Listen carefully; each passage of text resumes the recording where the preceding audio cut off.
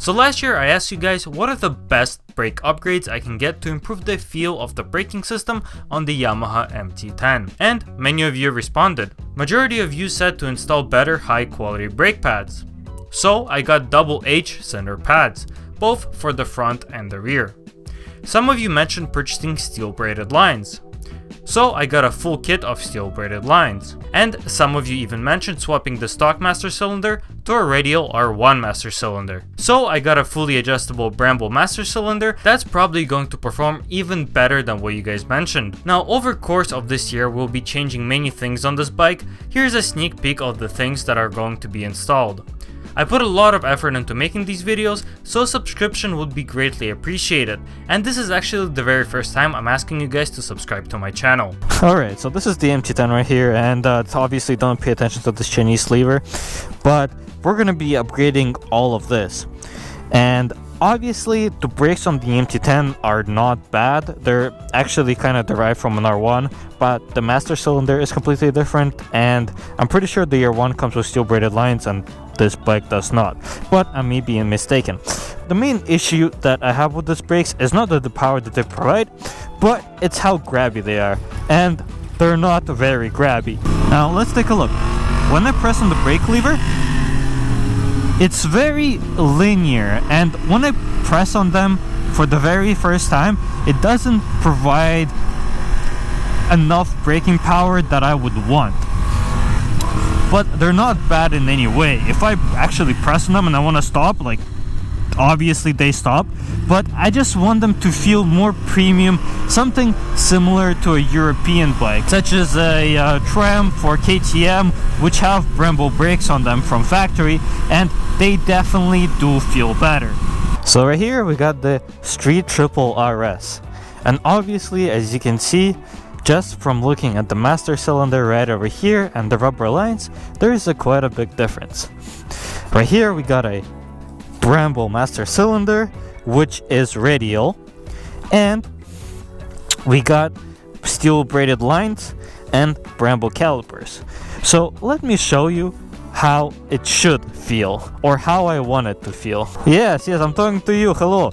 Can I take this for a quick rip? Okay. There it is. Now this bike is not an automatic, so you do have to throw it into gear. Okay, let's have a quick acceleration.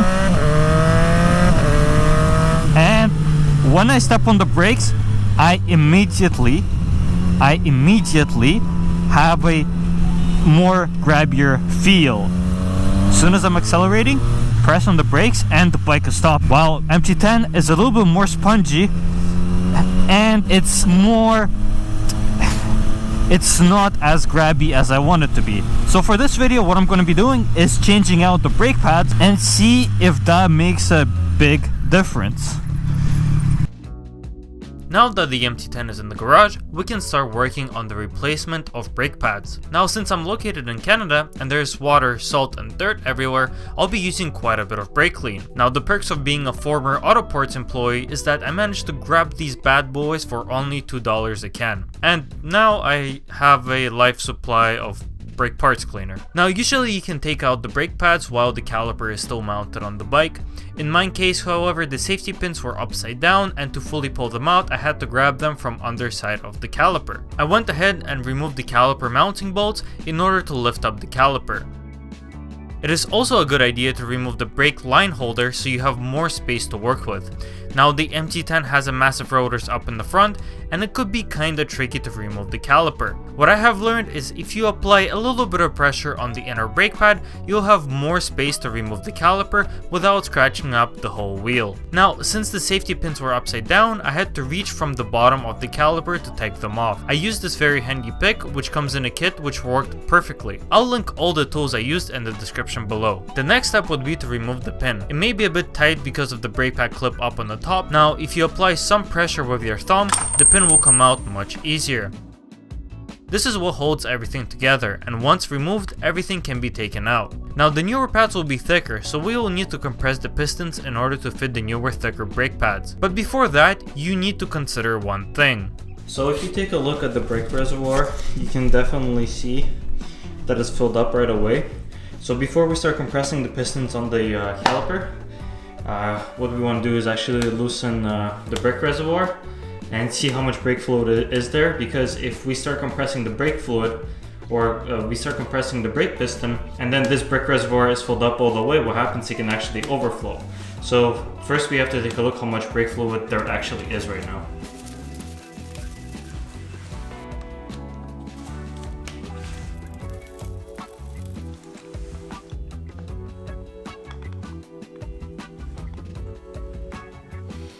Yep, so it's definitely way too full.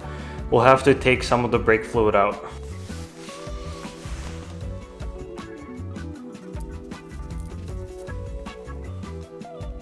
Before we start compressing the caliper piston, it's a really good idea to clean all the dirt so it doesn't get jammed with the rubber seals once pushed back in. I use this time to clean the inside of the caliper and all the hardware that will be reinstalled. To push the pistons back in, I reinstalled the old brake pads backwards and used a screwdriver and a small tire iron to push back all the pistons at once.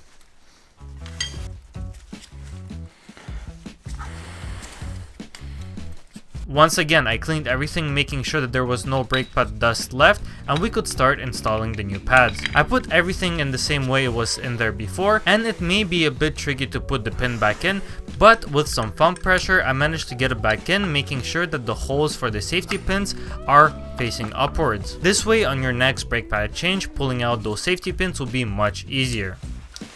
Now, not everyone does this, but I like to put a thin coat of brake pad lubricant on the back of the pads. Usually this is done before you install the new pads into the caliper, but in this case there's more than enough space to apply a thin coat with a Q-tip. This way you don't get lubricant all over your hands and other motorcycle parts. Now we can carefully put the caliper back on the rotor.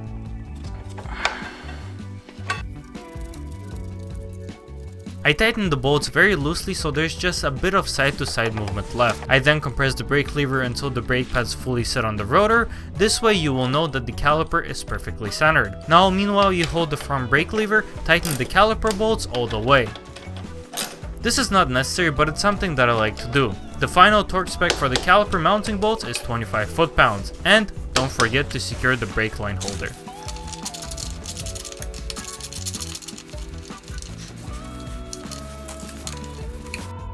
Before we move on onto the rear caliper, if you guys are interested in getting great looking first person footage, check out Ridetech Moto, which offers a large assortment of custom helmet camera mounts that go exactly in the center of your helmet. All links below, and worldwide shipping is available. The rear caliper is a little bit easier to work with, but it's still a pain in the ass. Like always, a little bit of brake clean really helps to clean up the work area, and we can start taking everything apart. While the caliper is still on, it's a good idea to loosen the pin that holds the brake pads in.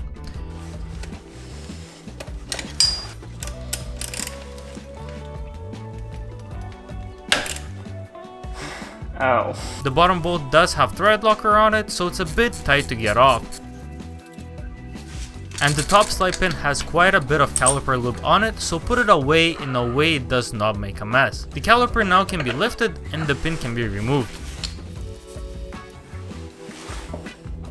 You may also notice that the old brake pads have a backing plate and the new ones don't. This is something that needs to get transferred from old to new pads. Before we start reinstalling everything, it's a good idea to once again clean all the dirt out of the calipers. In this instance, I will not be pushing back the brake piston like I did on the front, because there's barely any wear on the old pads and the new ones will fit over the rear rotor just fine. Put everything back in the same order reversed, and it's time to apply a thin coat of brake lube. Everything else goes back the same way. You may run into having a difficult time lining everything up, but with some trial and error, everything will go back together just fine.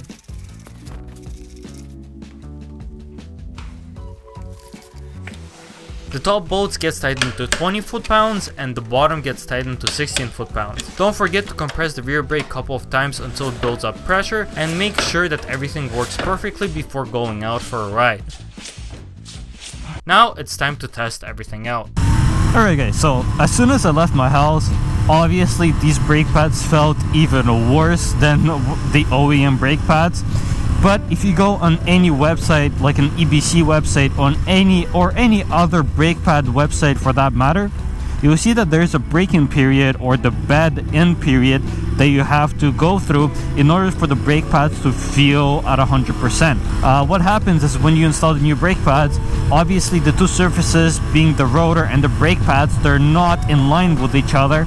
But after a certain amount of kilometers and after a certain amount of you braking on this motorcycle, they'll kind of match each other, and it'll have a better mating surface between the two materials. And obviously, after me riding for about 100 kilometers, I can safely say that the brake pads improved quite a bit. As soon as I press on the brake lever, like, the bike grabs immediately, but it's nothing crazy. It's honestly exactly what I was looking for from the brake pads. Now, they're not overly grabby or anything.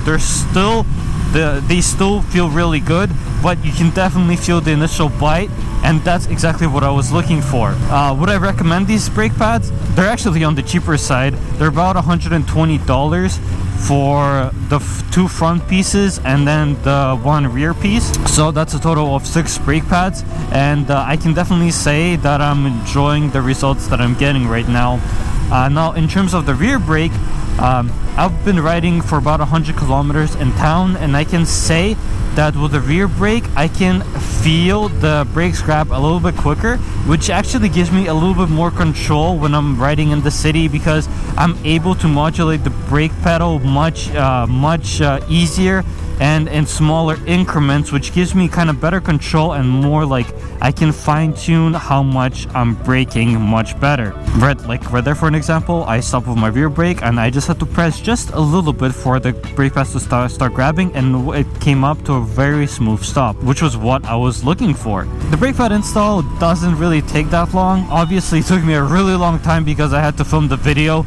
I think it took me like 3 hours to film everything, but I only filmed one side. When I actually did the other side, it only took me about 15 to 20 minutes to clean everything out properly and do a proper job. Hopefully, when I install the master cylinder and when I install the steel braided lines, I'll even have more of a better and a precise braking feel, which would be awesome, because right now the brakes are actually performing way better than they used to.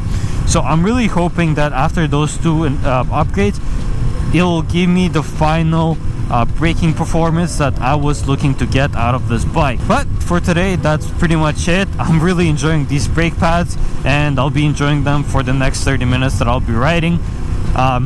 Thank you so much for watching this video. Many other videos are coming out soon, and we will see you in the next one.